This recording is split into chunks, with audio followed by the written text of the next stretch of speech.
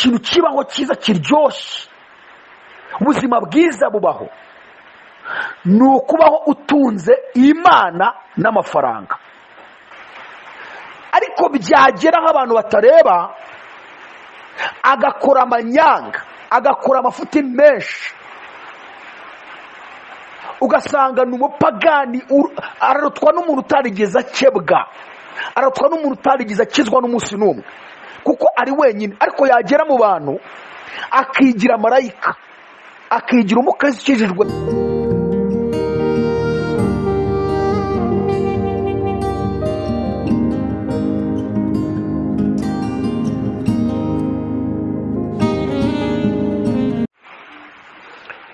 Mugira amahoro nshuti bene data bakundwa mwese bakozi b'Imana. Tukaba rero tugarutse ku ijambo tugiye kuganiraho rivuga ngo kuba impumuro nziza, cyangwa se tugiye kugana ku ijambo rivuga ngo impumuro nziza. Hanyuma turashaka kuvuga ukuntu dukwiriye kuba impumuro nziza ku bintu bitatu. Icya mbere ni ukuba impumuro nziza ku Mana, icya kabiri ni ukuba impumuro nziza ku bakristo, ibiri bita ngo n'abakizwa, icya gatatu ni ukuba impumuro nziza ku bapagani. Kugira ngo tugende neza, turasoma mu rwandiko rwa kabiri Pawulo yandikiye abakorino, ibice bibiri, umurongo wa 14 n'uwa 15, ariho dusanga iyo nsanganyamatsiko tugiye kuganiraho. Tusome mu izina rya Yesu Kristo. Aratubwiye ngo ariko Imana ishimwe kuko ihora iturangaje imbere ikaduha kuneshereza muri Kristo no gukwiza hose impumuro nziza yo kuyimenya, kuko turi impumuro nziza ya Kristo ku Mana hagati y'abakira n'abarimbuka. Amen. Tugiye kuganira kuri iri jambo, ariko reka twongereho andi magambo dusanga mu gitabo cy'ibyahishuriye Yohana, igice cya 12. Dusome duhere ku murongo wa 10 tugeze ku murongo wa 11. Haratubwiye ngo numva ijwi rirenga rivugira mu ijuru riti, none agakiza karasohoye, gasohoranye n'ubushobozi n'ubwami bw'Imana yacu n'ubutware bwa Kristo wayo, kuko umurezi wa bene data ajugunywe hasi, wahoraga barega kumanywa na nijoro imbere y'Imana yacu. Nabo bamuneshesheje amaraso y'umwana w'intama n'ijambo ryo guhamya kwabo, ntibakunda n'amagara yabo, ntibanga no gupfa.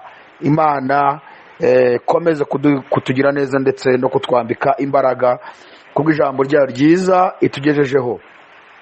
Tugiye kuganira ku ijambo ryitwa kuba impumuro nziza. Kuba impumuro nziza. Dutangira reka tuvuge gatoya kuri message. Navuga ngo ni ubutumwa Imana iherutse kuma burebana n'iri jambo tugiye kuganiraho. Hanyuma dukomeze. Mu minsi yashize nari ndi mu iteraniro, ndi mu materaniro ari ku cyumweru, nicaye mu iteraniro. Hanyuma nanicaye mu ruhande rwerekeramo umuyaga, mbega nanicaye mu ruhande ruriho idirishya rifunguye. Hanyuma umuyaga ukajyuha muri iryo dirishya uza ahantu nanicaye. Jewe rero imbere yanjye cyangwa se iruhande rwanjye hari abantu bageze nko muri 5. Ubwo urumva ko nge nari hirya, uvuye ku idirishya kugera aho nanicaye hari abantu bageze nko muri 5. Ariko icyo nshaka kuvuga ni umuntu twari dukurikiranye neza. Uwo munsi nagize ikibazo kinkomereye, kubera navuga ngo ni ukubera umwuka yari afite mu kanwa ke harimo impumuro mbi, harimo impumuro mbi. Ariko narakurikiranye ndabana hari wenda nubwo butumwa Imana agira ngo impe, gusa kuva nabaho nibwo numvishe umuntu ufite mu kanwa afite impumuro mbi cyane. Hanyuma rero murumva ko yari afite uruhande yicayemo hari umuyaga, ku buryo umuyaga wahuhaga werekeza umwuka we aho nari nicaye.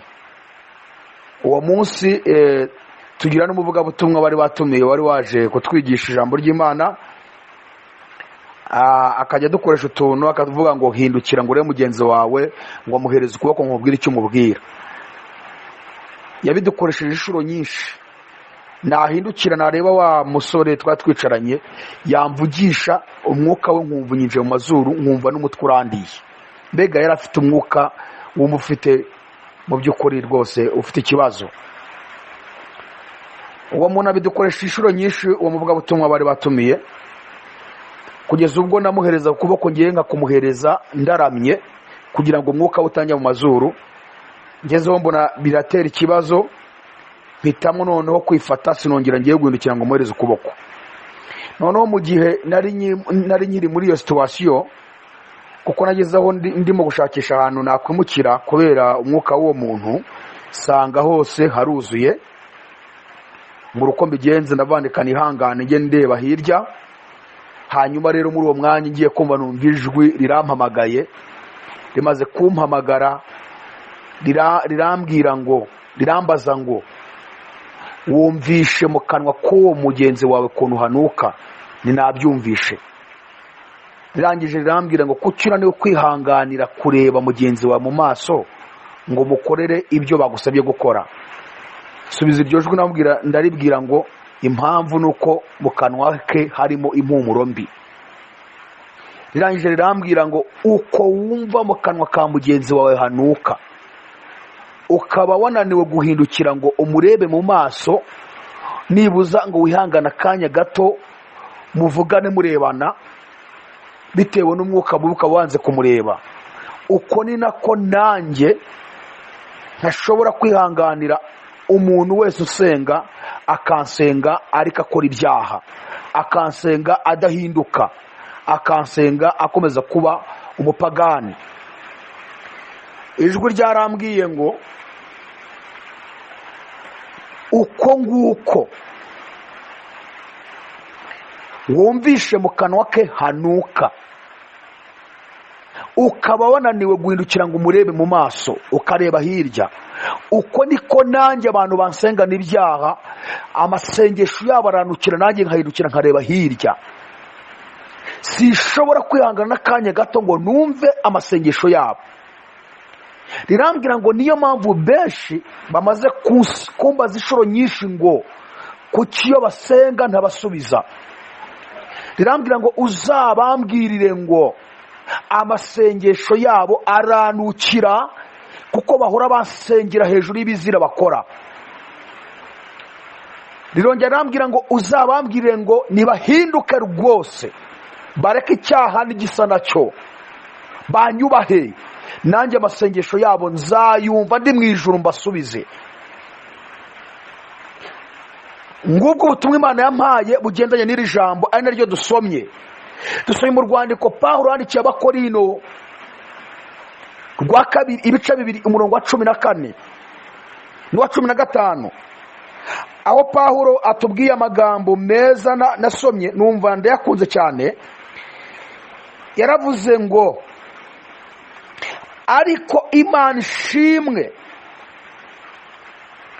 kuko ihora iturangaje imbere, ikaduha kuneshereza muri Kristo no gukwiza hose impumuro nziza yo kuyimenya. Oh haleluya! Ikaduha kuneshereza muri Kristo no gukwiza hose impumuro nziza yo kuyimenya. Umva kuntu Yesu avuga, aravuga ngo kuko turi impumuro nziza ku Mana hagati y'abakira n'abarimbuka. Ijambo turi kuganiraho ni ijambo rivuga ngo kuba impumuro nziza ku bintu bitatu. Icya mbere, kuba impumuro nziza ku Mana. Icya kabiri, kuba impumuro nziza ku bakizwa, Bibiliya yavuze ngo n'abakizwa ubwo n'abakristo. Icya gatatu, kuba impumuro nziza ku bapagani, Bibiliya yavuze ngo ni ku barimbuka, ariko Uwiteka azabagire neza.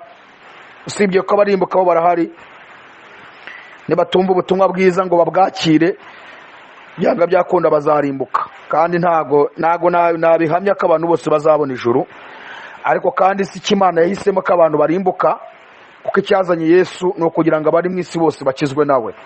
Niko biri tubwira mu butumwa bwiza bwanditswe na Yohana ibice 3 umurongo wa 17, aratubwira ngo kuko itatuye umwana wayo mu isi gucira abari mu isi w'iteka, ahubwo yabikore kugira ngo abari mu isi bakizwe nawe. Ntago Imana ifite intego yuko abantu barimbuka, icyakoza kubw'imitima y'abana b'abantu, imitima yinangira yanga kugendera mu nzira yo gukiranuka, byanga byakunda bazahura n'ibibazo. Rero abantu bazubaha Imana bazajya mu ijuru, abatayubaha bazarimbuka. ubwo ntabwo dushatse kuba rya jambo tujya twumva abantu benshi bakunda kuvuga ngo umwana wo kurimbuka arahari, ngo n'umwana w'ubugingo. Ayo ni amagambo y'abantu banze gukizwa. Ntabwo Imana igeze itegura abantu bamwe bazabona ijuru abandi barimbuke, kuko abantu bose Imana irabakunda, niyo yabiremeye. Na Yesu ntabwo yapfiriye igihande kimwe, yapfiriye abantu bose. Icyakoze abantu nibo bazihitiramo, kuko Imana dushyize inzira ebyiri imbere, inzira y'ubugingo buhoraho n'inzira yo kurimbuka. Kandi izi nzira ebyiri zahoze no mu ngobyi ya Edeni kera. Niyo mpamvu yisomye mu gitabo cy'Itangizo cya 3 cyangwa uhere ku cya 2, Imana imaze kumanura iriya ngobyi ishyize mu burasirazuba bwa Edeni, ngo yamejejemo ibiti by'ubwoko butatu: ibiti by'imbuto ziribwa, igiti cy'ubwenge bumenyesha icyiza n'ikibi, ndetse n'igiti cy'ubugingo. Hanyuma iki giti cy'ubugingo cyashushanyaga Yesu Kristo, iki giti cy'ubwenge bumenyesha icyiza n'ikibi kigashushanya Satani. Izo nizo nzira ebyiri rero. Hari inzira yo kurimbuka yerekeza kwa Satani, hakaba n'inzira y'ubugingo yerekeza kuri Kristo Yesu. Imana yadushyize inzira ebyiri imbere. Icyakoza Yesu inzira ye yavuze ko ari inzira ifunganye. Ubutumwa bwanditswe na Matayo igice cya 7 rero ku murongo wa 14 cyangwa uzere ku murongo wa 13 kiza ku murongo wa 21. Inzira ijya mu ijuru ariyo Yesu, kuko Yesu yaravuze ngo ni nge nzira n'ukuri n'ubugingo, ntawe ujya ko datanamujyanye. Muri Yesu niho hari inzira ducamo tujya mu ijuru. Ariko yarivugiye ngo inzira ijya mu ijuru irafunganye. Niyo mpamvu yavuze ngo munyure mu irembo rifunganye, kuko irembo ari rigari n'inzira ijya mu bugingo. Aravuga ngo iraruhije cyane kandi abayinyuramo ni bake. Ariko irembo ni rigari, ni inzira ijya kurimbuka. Ngo umva iroroshye, ariko abayinyuramo ni benshi. Rero izi nzira ebyiri zahozeho kuva kera. Adamu niwe wihitiyemo iyo agomba gucamo, kandi iyo nzira yicira abari mu isi bose, ikiremwa muntu. Icyakoze Imana yongera kutuharura inzira nshyashya tugomba gucamo, yohereza umwana wayo Yesu Kristo. Kuko iya mbere Adamu yari yabaye nk'uwisiba, Imana yongera kuduharura inzira, izana umwana wayo Yesu Kristo kugira ngo tuyicemo neza. Rero inzira zirahari, buri wese n'uzihitiramo. Jambo turiho ni jambo rivuga ngo kuba impumuro nziza ku Mana, kuba impumuro nziza ku bakizwa, kuba impumuro nziza ku barimbuka. Turashaka kuvuga uburyo dukwiriye kuba impumuro nziza ku Mana. Ni gute dukwiriye kuba impumuro nziza ku Mana? Ni gute dukwiriye kuba impumuro nziza ku bakizwa cyangwa ku bakijijwe? Ni gute dukwiriye kuba impumuro nziza ku barimbuka? Icyambere, hari umuntu umwe wavuze ijambo rikomeye. Yaravuze ngo mbese umuntu nacumura ku wundi Imana izamubabarira, ngo ariko umuntu nacumura ku Uwiteka azababarirwa nande. Ruvuga ngo mu bintu dukwiriye kuba mu buzima twitondera kandi tukirinda cyane, ni ukudacumura ku Uwiteka. Uti kubera iki? Iyo ugiye mu gitabo cyo Kuva igice cya 20 mu mategeko 10 avugwamo Imana yahaye ishyanga rya Isiraheli, ari amategeko 10, amategeko 4 yerekezaga ku Uwiteka, cyangwa se amategeko 4 yerekezaga ku mibanire y'umuntu n'Imana. Amategeko 6 asigaye akerekeza ku mibanire y'umuntu na mugenzi we. Murumva ko amategeko yerekeza ku mibanire y'umuntu na mugenzi we niyo menshi kurenza amategeko yerekeza ku mibanire y'umuntu n'Imana. Ayo reka menyeretse yo ku muntu na mugenzi we. Ndashaka guhera ku mibanire y'umuntu n'Imana. Dukwiriye kuba impumuro nziza ku Mana. Aya yerekeza ku mibanire y'umuntu n'Uwiteka aragaruka kuri ijambo rizo kuba impumuro nziza ku Mana.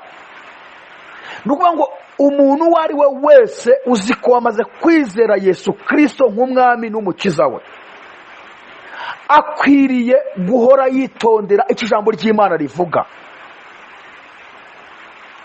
Akwiriye gushaka uburyo yubaha Imana aho abantu batamureba. Hari abantu bashaka kubahira Imana mu bantu, aho abantu bareba, ariko byagera aho abantu batareba agakora amanyanga, agakora amafuti menshi. Ariko byagera aho abantu batareba agakora amanyanga, agakora amafuti menshi, ugasanga ni umupagani, ararutwa n'umuntu utarigeze akebwa, ararutwa n'umuntu utarigeze akizwa n'umunsi n'umwe, kuko ari wenyine. Ariko yagera mu bantu akigira marayika, akigira umukristo ukijijwe pe, ntavuye aho, ntari ahantu hiherereye, ugasanga niwe muntu uri inyuma y'abandi batigeze bamenye Yesu Kristo nk'umwami n'umukiza wabo. Iyo wageze kuri urwo rwego, uri kuri iyo level, kare wamaze kubirangiza, ntabwo uri impumuro nziza ku Mana. Kuba impumuro nziza ku Mana ni ugukora ibyo gukiranuka ukabikoreraho abantu batakureba. Uri muri ofisi yawe, uri mu kazi kawe, aho abakristo bagenzi bawe batazi, wuriye indege ugiye Kenya, ugiye Dubai, ugiye Zambia, ugiye Mozambique, ugiye Malawi, ugiye Zimbabwe, mbega aho waba ugiye muri ibihugu byacu byose byo muri Afurika, wasize abakristo musengana hano mu Rwanda, wuriye indege ukajya i Burayi hakurya y'inyanja, ntuzigere wibagirwa ko aho uri hose Imana ikureba. Ntabwo abantu aribo bazagufasha kujya mu ijuru,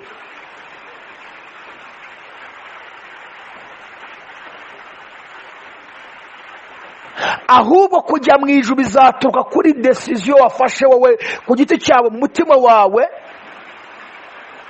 hamwe n'Imana yawe, bituma ubana n'Imana neza, unabana n'abantu neza. Naho utarafata uwo mwanzuro ngo byiyemeze, nubwo wakwitwara neza imbere y'abantu, ariko utitwaye neza imbere y'Imana, nta bugingo uzabona, uzarimbuka. Ibi ndabivuga nshingiye ku bantu bajya bitwaza ngo niba Imana iguhaye amafaranga ngo ubwira kwemera, niba Imana iguhaye akazi ngo ubwo nuko Imana ikwemera. Bijya bintangaza, hari abantu benshi bajya bavuga gutyo. Kuba umuntu afite amafaranga, kuba umuntu ari umukire, kuba umuntu ashobora kugura imodoka, kuba umuntu ashobora kugura igipangu cyiza, kuba umuntu ashobora kuba yakurira indege, kuba umuntu ashobora kuba afite amafaranga yo kwishyura abana be bajya kwiga Uganda cyangwa se Kenya, cyangwa bajya kwiga Belgique, cyangwa bakajya kwiga mu Buhinde cyangwa muri za Canada, ngibyo bigaragaza ko Imana ikwemera. Ntabwo Imana itwemerera mu kuba yaduhaye iby'isi. Yesu yaravuze ngo Imana ivubira imvura ababi n'abeza, bose ibavubira imvura. Iby'isi Imana yabiremeye ikiremwa muntu, niyo mpamvu yaremye umuntu imuha n'inda yo kurya, imuha n'aka kanwa, imuha n'uyu muhogo. Yaba umuntu Imana itaramuremeye kurya, ntabwo iba yaramuhaye iyi nda. Igituma Imana yahaye umuntu inda nuko yaragennye kazanarya. Kuba rero Imana yaguhaye ibiryo nuko yakuremye ibizi kuzarya. Ntabwo rero bivuze ngo Imana yakwemeye ko yaguhaye ibiryo ko n'abapagani bararya. Kuba wambaye imyenda uhinduranya uko ushaka, ukagura imyenda, ukajya ugura ikote rigura mu ibihumbi 300, 400 cyangwa se 150, 160 cyangwa 50 cyangwa 40, ukagura inkweto y'ibihumbi 80 cyangwa inkweto y'ibihumbi 30 cyangwa inkweto y'ibihumbi 60, ntago ntabwo bivuze ko Imana ikwemera, kuko n'abapagani barabitunze. Ibyo ntibigaragaza ko Imana ikwemera, kuko Imana Bibiliya itubwira yuko Adamu na Eva mu ngobyi ya Edeni babagaho nta mwenda bambaye. Iyi twambara, izi abarundi babyita ngo ni impuzu, nta muzu babaga bafite, ariko bitubwira ko bari bambaye ubwiza bw'Imana, bari bambaye gukiranuka kw'Imana. Niyo mpamvu batigeze bibona n'umunsi n'umwe ko bambaye ubusa. Kwambara ubusa babibonye umunsi bamaraga kwiyambura umwambaro wo gukiranuka Imana yabambitse, bambara umwambaro wo gukiranirwa, bafatanya Satani kugomera Uwiteka. Ariko bari bambaye, kugeza naho bitubwira yuko bamaze kwibona ko bambaye ubusa, Imana yaje gufata ibibabi by'imitini irabidoda irabambika. Urumva ko kwambara rero ntabwo ari ukuba Imana ikwemera. Imana yambitse Adamu na Eva banayigomeye.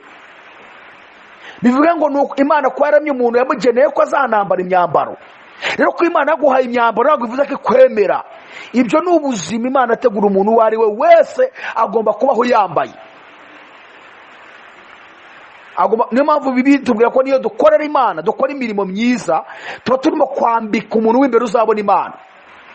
Urumva n'umuntu w'imbere uzabona Imana nawe azambara.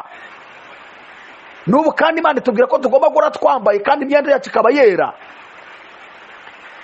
Rero ntabwo kuba turya, kuba twambara, dutunze amafaranga kuri konte arenga miliyoni 2-5, kuba twura indege tukajya ahandi, kuba dufite inzu nziza, kuba abana bacu biga ahantu heza, kuba wakoreye perimi ukayibona, kuba wize ukagira amanota meza, ukagira diplome nziza, ukajya gufata akazi ahantu heza, ntabwo aho ngaho Imana ibonera ko, ntabwo aho ngaho ariho ukwiriye kubonera ko Imana ikwemera. No,